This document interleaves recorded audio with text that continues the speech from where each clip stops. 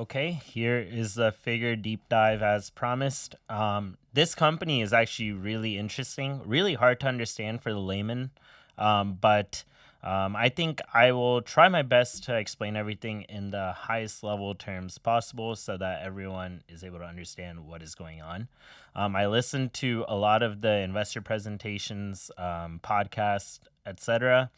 Um, Mike Cagney, when he speaks, honestly, he's sometimes so low level that I don't think the average person understands anything he's saying. I know he knows what he's saying, but I think the challenge with this tech is that the average person just can't understand it very easily. So I will try my best to explain everything, and let's get right into it. Basically, I asked Gemini to just create a little guide for me so that it is all, organized. I don't know what kind of job it did, but we will find out. So, yeah, let's get started. Basically, the management. We can start with the management. Mike Cagney is he was a founder. So he was a founder. He's ex SoFi. He founded SoFi, brought them through the IPO. And that kind of gives me a lot of confidence, especially in this business that, blockchain crypto, a lot of shady stuff happens. You don't want to, really put your money into it, but it gives me confidence that the management is great. Then I don't know why the CEO is not included, but his name is Michael Tannenbaum. He is also ex SoFi, chief revenue officer or something like that. And then he was also ex Brex. Brex recently sold to Capital One. And then yeah, so basically both of them just have like a lot of lending experience, private market experience, and then they also are deep in the weeds of the industry. Like they have connections, which kind of just again it gives me a lot of confidence that they're able to execute and they have the relationship experiences to get things done. So that's that.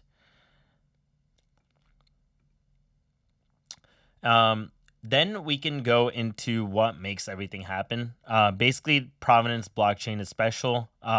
This blockchain essentially has two parts, right? So it has a public part, which is like the tokenized loan. So you'll have the loan in here. You'll have the loan in here. You have the loan in, if I can spell loan. You have the loan in here, but you also have a like a hash right here, and this hash is like all the private information. Basically, you don't want obviously all of the private stuff in a loan on the public ledger. Like you don't want your own social security or the address of the house that's being lended. You don't want all of that stuff on the public part of it. So what Figure did is, to make it all compliant to the financial industry, they basically made it so your private stuff is encrypted, which contains like the loan address, your whether you're like KYC verified, your social security, things like that. Are going to be encrypted. They're not public, which is really good. The only way you can decode this hash is if you are one of the parties transacting or if you're the SEC. So it's really nicely done, which I like. It's all very compliant, nothing shady happening, and it's a good method basically. And I like the KYC verification, everything. There's just like very low chance of shady stuff happening. And then we can go to the Dart. So Dart is the equivalent of MERS. You can look into it if you're interested, but Dart is equivalent to MERS. And what MERS is basically the way that you track mortgages. So when you have a loan, it's like, how do I transfer that loan? And so what MERS is literally a database. So like if I have loan A, if I'm the lender and I want to sell it to someone else, then to put it to party B, MERS effectively changes my name to the new person's name. And that's how it does it. Obviously, legal documents and everything don't move at the same pace that you can, change a database. Also, like the way money transfers, it's not always one-to-one with how you change the database. Sometimes there can be mismatches where, the MERS ledger, like the MERS database, isn't aligned with, the bank's, like the warehouse lines database, and then in that moment you have a lot of confusion and stuff. Dart basically changes all that. Dart holds the tokenized loan. Okay, so Dart basically in the county points to Dart. The county points to Dart, and then Dart, and then for each loan, Dart will just say the tokenized loan and who owns it. So tokenized loan and who owns it. So suppose we have loan A, and this is owned by Ayush. Okay? In the blockchain, right? So on Provenance in the ledger, suppose there's loan A owned by Ayush, right? But in Dart, we want to make sure that the transfer whenever loan A is sold. So suppose then the ledger on the blockchain goes loan A, it's from Ayush to party B. Well, what Dart is doing is it's instantly listening to the ledger, and it'll instantly say that the loan A is now owned by party B.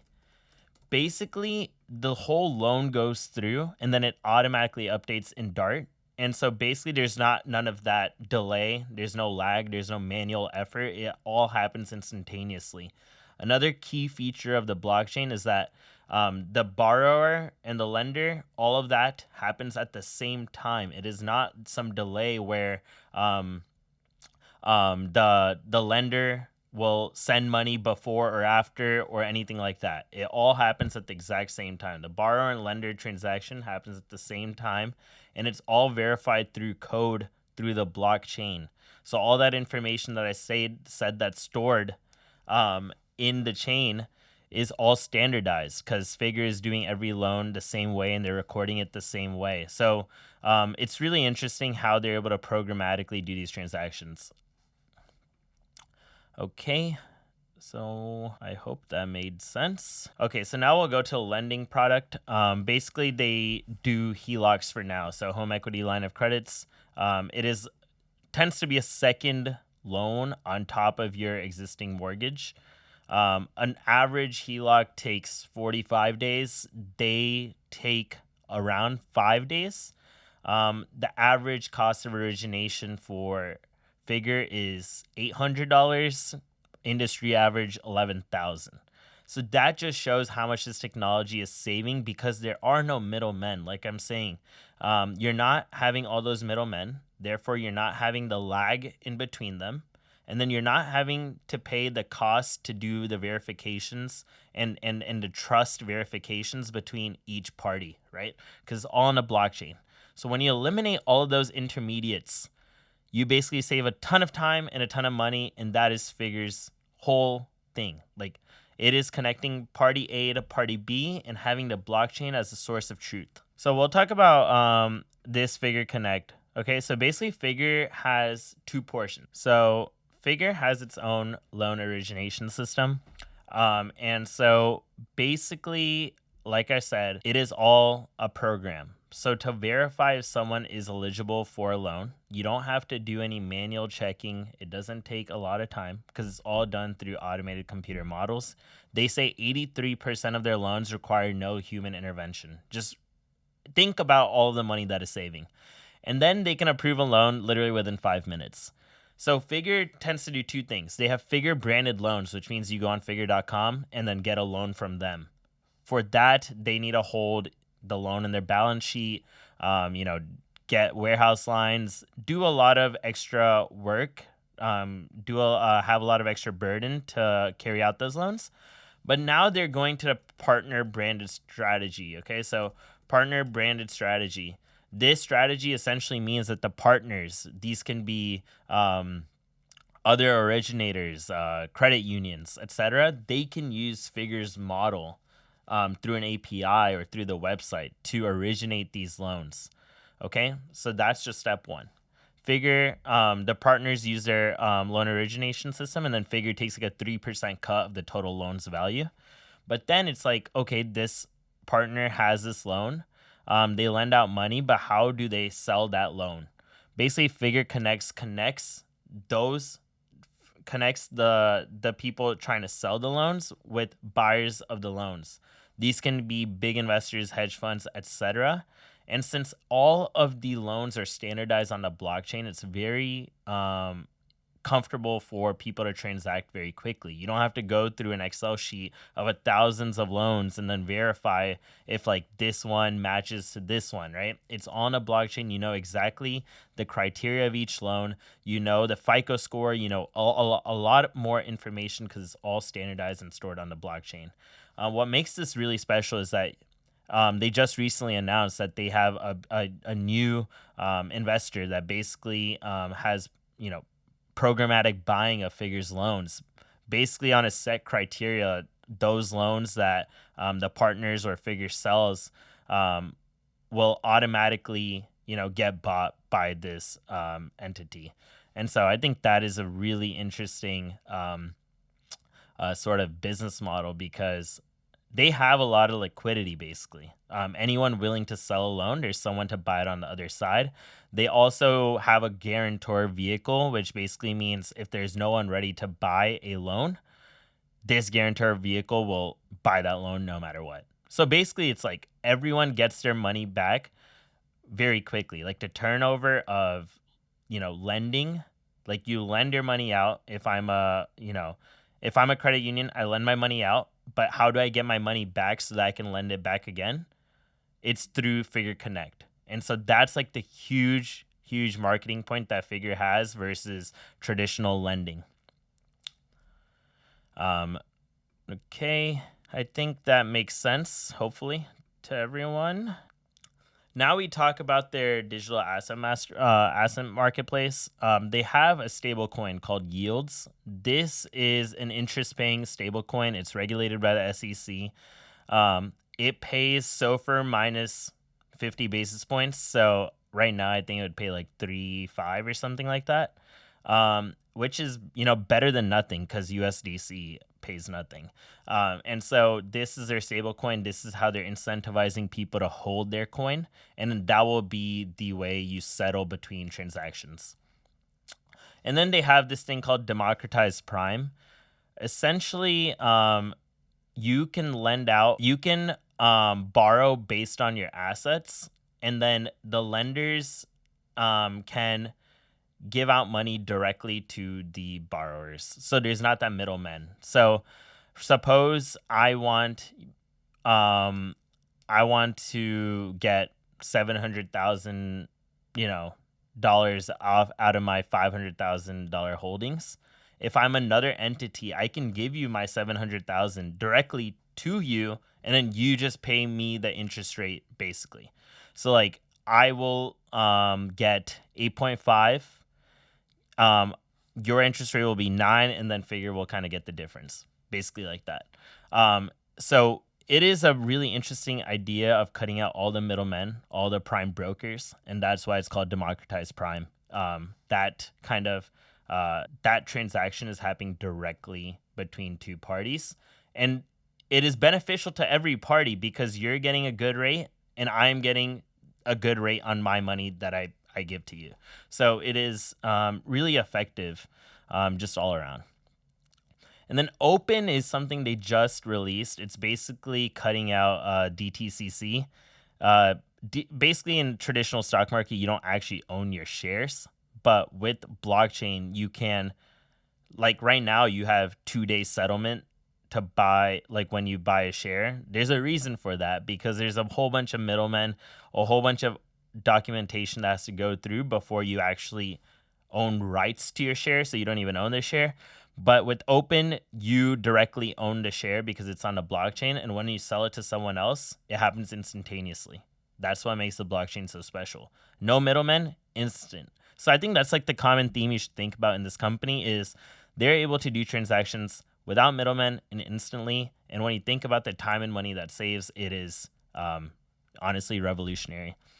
And so they just have a massive TAM. I mean, home equity alone, like HELOCs, are just huge. That's a huge market and it's greenfield. So, like I said, it takes $10,000 normally to originate a HELOC. So, why would someone, want to originate $100,000 HELOC when it takes them 10,000 to do it, right? So, it is not very effective. But what if you can do it for 1,000, which FIGR allows you to do? So now that HELOC market is a lot more profitable just for every party involved.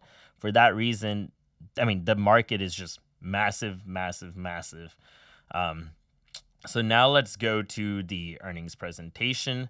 Like I said, this is CEO, Brex guy. I mean, I feel like Michael talks a lot more simple than Mike Cagney. Mike Cagney is a little bit more, low level.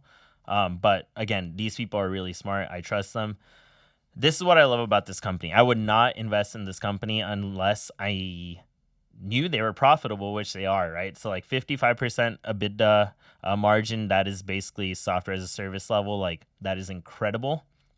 And they're growing rapidly, super rapidly. And like I said, they have all of the infrastructure in place now. Like I explained all the infrastructure, right? So now to scale, it is very easy for them to do that, I feel. And they're already profitable. So clearly their model is working and they have a lot of operating leverage. And I think that they can scale revenues and earnings very quickly. And they're kind of just, slowing things down to ensure that they don't have any shortfalls. So it is great, great, great, great. I already explained the provenance and everything.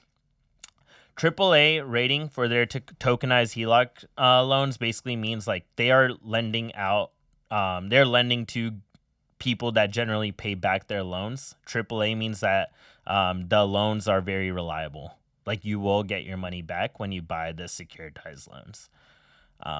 So that's great, obviously.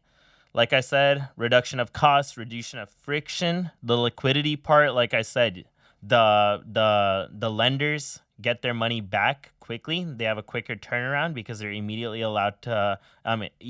able to sell your loan to another party. And then the lending part, like I said, it's all uniform. You have smart contracts, so it happens instantaneously. And then you have the democratized prime part, which allows you to lend directly. So just lower financing costs because you don't have that middleman taking a giant cut in the middle.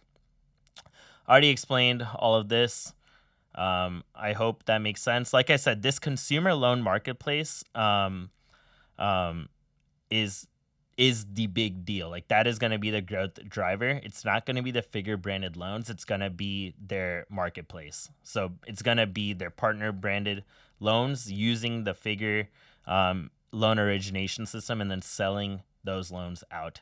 Basically, FIGR is Fannie Mae. So Fannie Mae essentially standardizes and securitizes loans.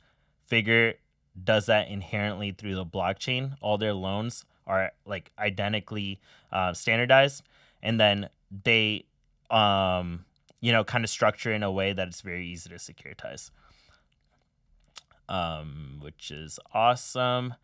This is the ecosystem of the loan life. Like I said, they take that 3% fee when partners use their ecosystem, and then through FIGR Connect, when someone securitizes the loans through FIGR, that's 40 basis points right there, and then they take an additional 25 basis points each year for the loan life. So like I said, they're just making money and it's all asset light. Like they're not using their own balance sheet to do any of this. They're just taking a cut to basically match buyers to sellers.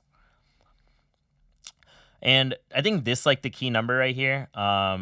This right here is huge. They basically added like 70 partners in the last quarter, which is insane. So now they're up to 250 partners. Like I said, that includes like credit unions, mortgage originators. Like I said, they have a bunch of partners. And this FIGR branded, the partner branded loan growth is gonna drive insane operating leverage and just really solid profitable growth that you love to see. I love to see this go down and this go up. Like that is what you want to see. You want to see FIGR branded essentially go down to zero. Like that would be ideal case, because then FIGR is not holding the risk of these loans. And right now, like I said, they're able to sell their loans quite effectively through their marketplace. So, I mean, in any case, like the business is just pretty protected and it's very meaningfully profitable. And now, yeah, so this is a marketplace. You have the sellers and then you have the buyers. So these can be the whole loan investors that secured, and then the securitizers. So some people might just want to hold the loan and get the interest off the loans. There's other people that want to securitize and then sell those securitized loans. And then there's a guarantor vehicle that I told you guys about that is basically with the Sixth Street Partners right here. Basically, they will buy the loans if there's no one else to buy it. So it's like nonstop liquidity in the marketplace, which is like exactly what you want in this kind of business. You want it to be a very reliable connection between the buyers and the sellers. And now, like I said, crypto companies say a lot. Like, do they actually do what they say? And like this slide kind of says they do what they say. So, like I said, right until now, they were doing HELOC loans, but now they're growing to first lien. First lien is what actually want another thing you want to see going forward, because those are very a lot more. The value of those loans are a lot more. So obviously 3% of that is greater than what you would get from a HELOC. You want to see expansion of the yields. Stable coin. You want to see more and more people use that. The more that people hold that, there will be greater brand recognition, and then the DeFi market will grow, proportionally based on that as well. And then this is like the biggest thing: yields on other ecosystems, and then just expanding the FIGR brand out of Provenance, because honestly, like not many people use Provenance, obviously, but a ton of people use Solana. So like just getting the yields stablecoin out on other ecosystems will be massive in growing that adoption. Basically, they're doing what they're saying, and it's all a very solid opportunity. Democratized Prime, like I said, you don't have any of these middlemen. You literally have the originators, and that's going straight to the retail. It's literally connecting the buyers to the sellers directly. And because of that, you don't have the cut taken with the middlemen. So the seller is getting a better interest rate. The buyer is also getting a better rate. And like I said, they have a giant TAM, absolutely giant TAM. We already talked about that though. All right, so let's talk about more on the financials. They're growing their volume quite tremendously. I think you will see this grow even more as partner branded loans grow. I think I listened recently. They added, very prominent, some very prominent partners that will, add a good amount of volume. And I think like as the brand recognition grows and a trust for FIGR's product grows, all these things are going to grow exponentially. EBITDA margin growing tremendously for how much, how much the net revenue is growing, how much the volume is growing. EBITDA margin also growing at the same time makes me feel really good. This variable cost decreasing over this time period is exactly what the kind of operating leverage you want to see. So this isn't some kind of sham business. Like I'm saying, they're making real profitable money, and that is going to help strengthen their balance sheet, give them a lot more optionality in where they want to go in the future. And then let's talk about seasonality. So basically the Q2 and Q3 months tend to be the strongest, and then Q4 and Q1 tend to be the weakest. This earnings deck is from Q3. We see great numbers, and we see the purple, which is 2025. It's increasing. And obviously they modeled Q4 to be lower, which we will get into with the preliminary results right in a second. So yeah, Q2 and Q3 tend to be the strongest. So just remember that. All right, so now let's go to, we will go to FIGR.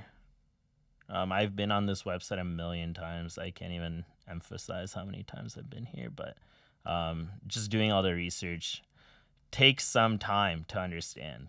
I know. a bit much, but this is what it takes to create a good thesis. Where is my... Okay, right here. So these are preliminary results.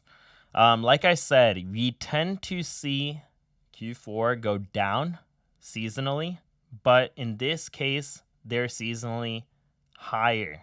So that is like the most interesting thing about these preliminary results, and that is why the stock price this is why the stock price went from 40 to like 62 all the way up to 78 at one point. It is because of these preliminary results. Basically, from where does it say the... So like they did in the consumer loan marketplace, they did that much. And so we'll go here and I'll show you what they did in the last quarter. So in Q3, they did 2.5, okay? And seasonally, it should be lower. But guess what? They're 10% higher for Q4. And I think this kind of momentum just shows that they are growing they're kind of disconnected from the broader industry just because they're growing at that kind of rate. I'm very excited to see Q2, Q3 results, because by that time, I think they're going to be a lot more established. And we got to understand that they only IPO'd 4 months ago. That kind of reputation and stuff will take some time to propagate throughout the industry. But yeah, I think that was a pretty good overview. If you guys have any questions about this business, let me know in comments, Twitter, whatever, and I will get to you. But yeah, I've done a ton of research on this name. I'm pretty excited. I think, the sky's unlimited. It could go to 100, 200, 300 over the next couple years. And if they execute well, it's literally blue skies. So thank you guys for listening. Hope this was informative, and see you guys next time.